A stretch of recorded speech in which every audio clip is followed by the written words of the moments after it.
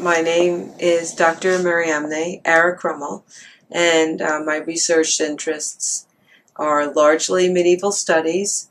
That also it kind of intersects with my interest in women's studies and Jewish studies, post-colonial studies as well. A lot of people don't make the connection between J.R.R. Tolkien and his role as a medievalist, which was deeply important to him. It's a position he occupied for his entire working life. J.R.R. Tolkien's affection for Anglo-Saxon is something that, and the poem Beowulf especially, is something that carries into not only the creation of Hobbit, but also the Lord of the Rings.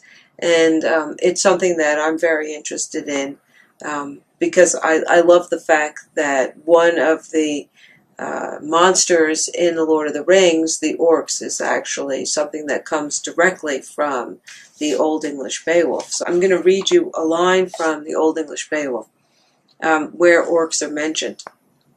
Vanan on Tudris, eol on Wakan, Eotunas und Ulfa und Orkneas, Swilka gigantas that with God wonnen, Longa thrab, Hey him das leon foriald.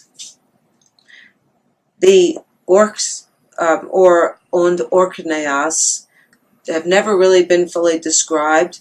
Eotunas has been considered giants, though later on the word gigantas is mentioned. Ilfa is here, the elves. Tolkien began every one of his Old English classes, so we're told, with the word what, which is how the Anglo-Saxon Beowulf begins.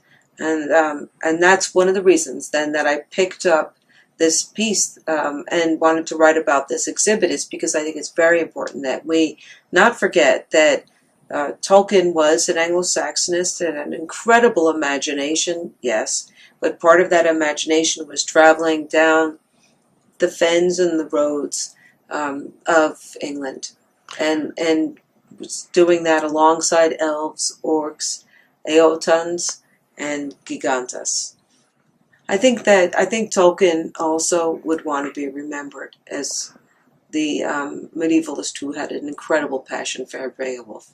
He wrote a very powerful essay called "The Monsters and the Critics" about the monsters in Beowulf, and it's still being read today by medievalists. And we have high regard for Tolkien because he brought us to thinking of monstrosity as a real thing. And he took us away from seeing Christendom as the medieval period. He brought us to seeing the medieval period as also a period that had a lot of others: Welsh, Scots, Jews. When the Romans backed up, this incredible world opened up. We're filled with lots of really interesting languages, and it's not something really to run away from screaming. It's something to embrace and get excited about.